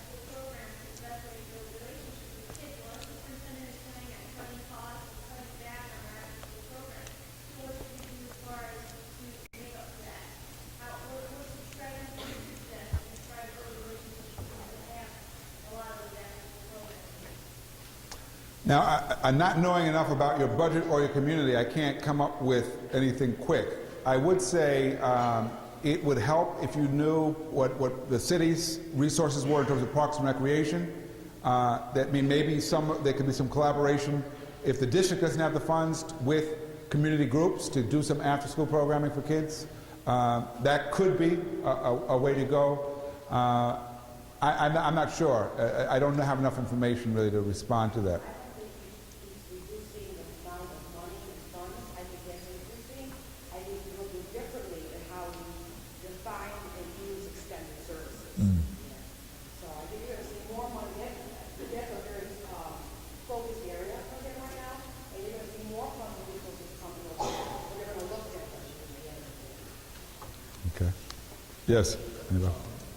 One of the things we talk about a lot is building capacity in our teachers so that they understand that they have just as much of a part as an administrator has a part in the success of a kid. And it doesn't just occur in the 45 minutes or the 125 kids you see.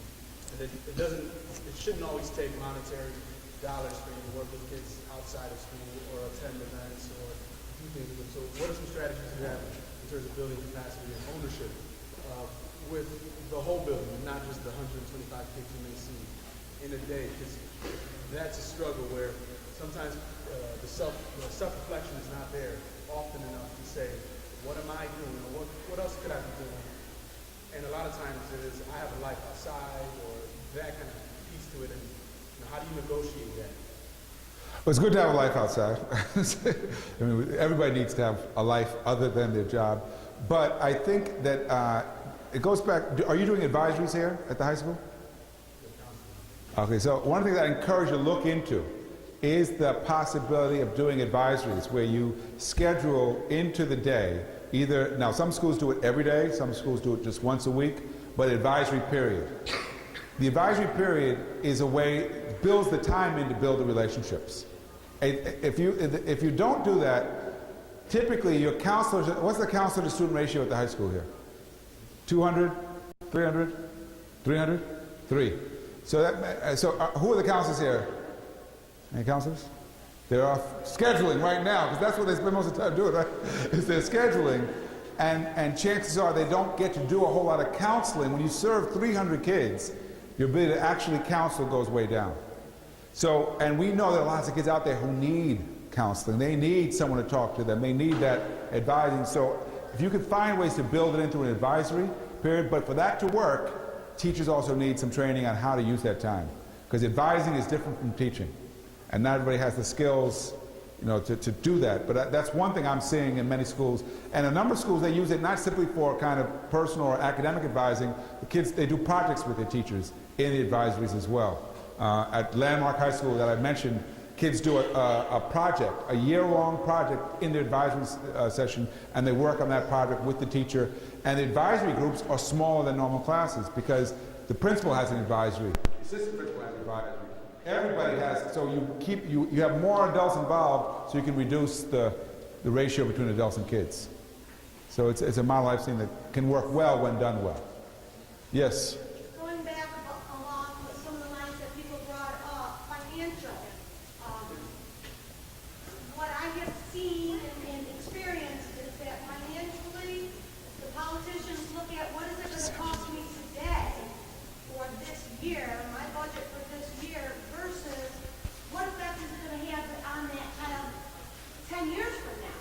So you cut out programs because you don't have the money, or you reroute them or whatever, and then you say, well, why aren't these kids doing anything? Well, you just cut back on that. Or you just gave me 50 kids rather than 30 kids per classroom. So they look at the now with the finances. They don't look 10 years from now, what effect is that going to have on these kids? Well, I think we would both agree that when we shortchange kids, it just increases the negative outcomes as adults, right? And I mean, there's very good research, for example, that shows just by investing in preschool, you will increase the number of kids going to college, decrease the number of people going to prison, increase earnings over time, just through preschool alone. Preschool, investing in preschool is probably one of the most cost-effective kinds of investments we can make in this country. And most states, there's not a single state in the country that has universal preschool. And so you're absolutely right. We need to do much more of that front-end investment, but that requires a different kind of political thinking too. I was in Colorado, and I was making the case for preschool and after school, and they said, well, all this is going to cost more money. Where's the money going to come from? I said, well, it can only come from one place, the prison system. Because right now we are incarcerating so many people, and all the dollars we spend on prisons are dollars we don't have for education and health care. And given that over 50% of the people in prison are there for drug-related offenses, non-violent, we would still be safe if we put them in treatment rather than put them in prison.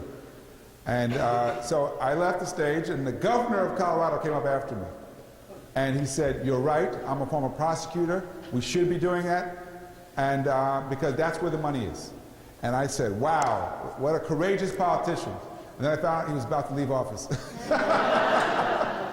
And so here you have someone who knows better, but didn't get the courage until he could no longer do anything about it. So I think you're right. We should be doing a lot more front-end investment in kids than we do, but it takes a different kind of political calculus for that to happen than we typically see. So, yes? From the minute you started speaking, a question popped in my head, and it's a rather personal question, I guess, but I'm curious as to who you support as presidential. Right. Well, I'm a big McCain backer. Just kidding. I support Obama. I like Obama. And it's a lot of it is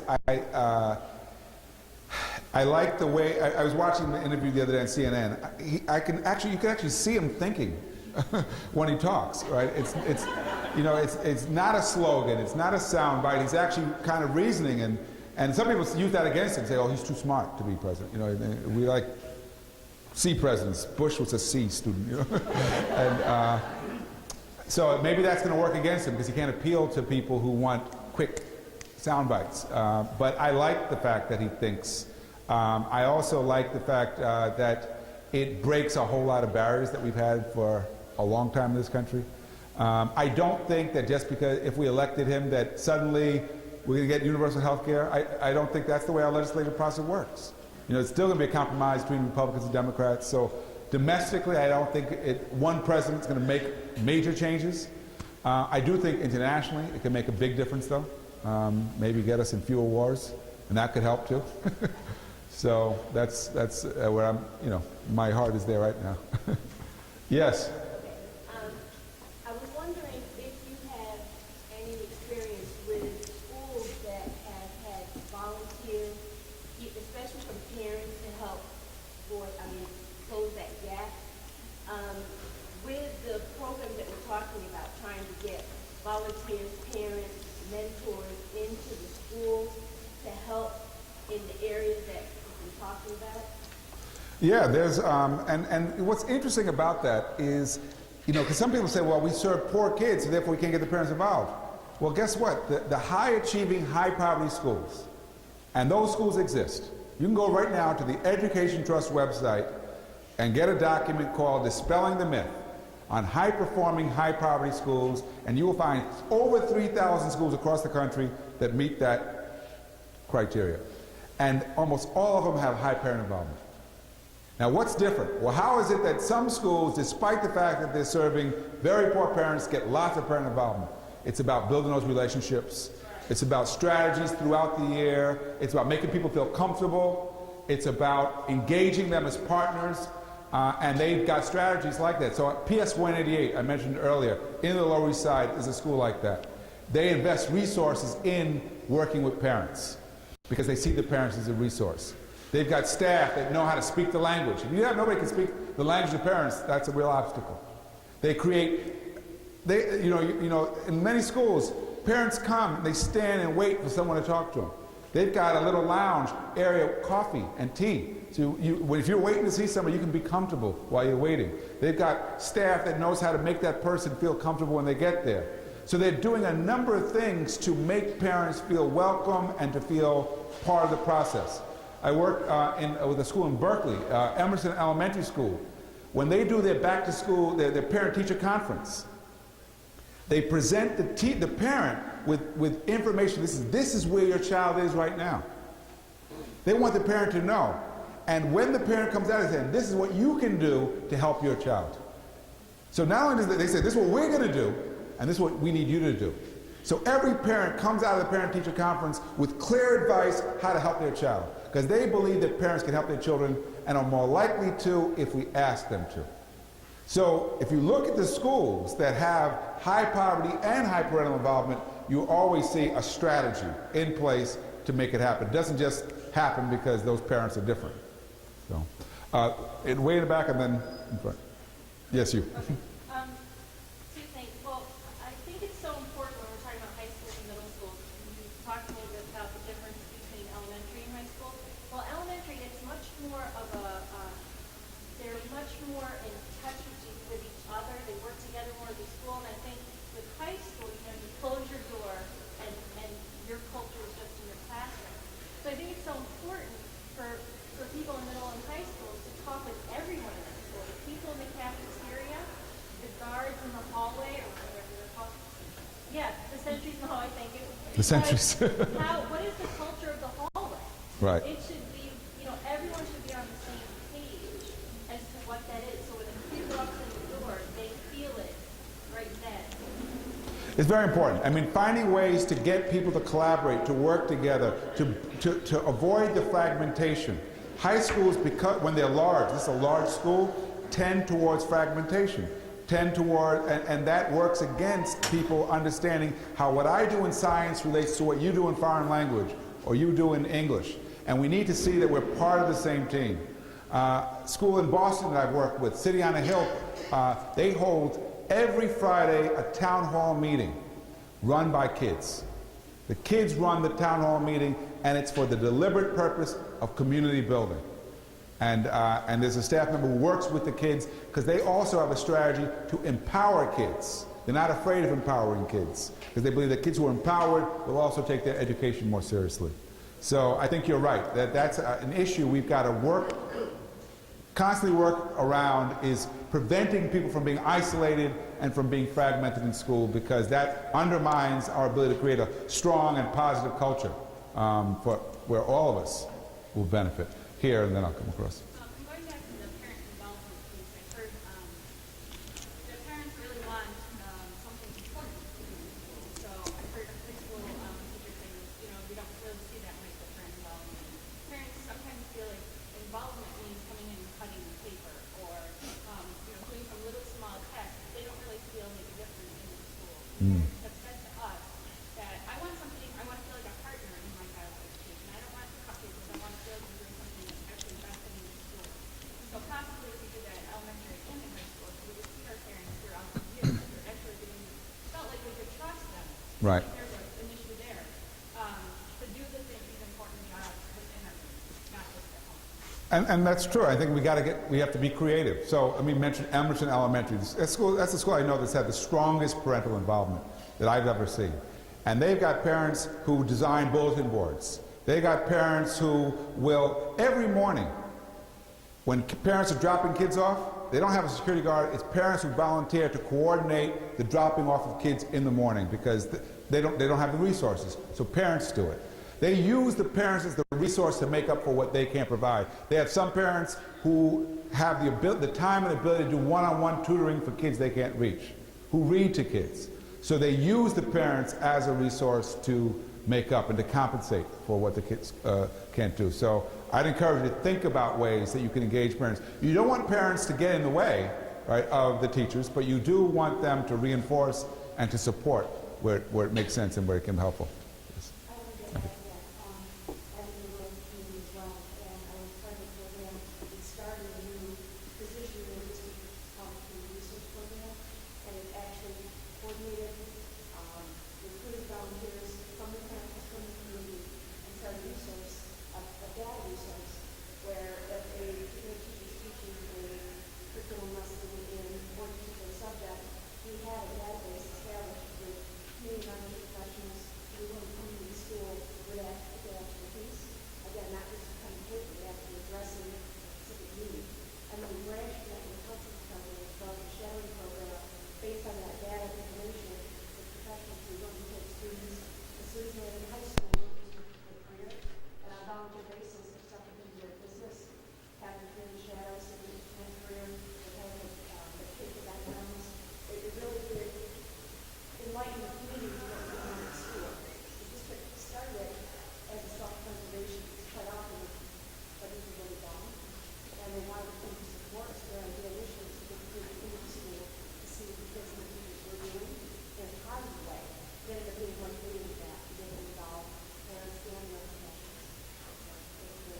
That's great. And sometimes you see rural communities where the school actually functions as the center of the community. It's not only where people vote, it's where everything in town happens because it's the only kind of public building around. So that can be a good model for urban schools as well.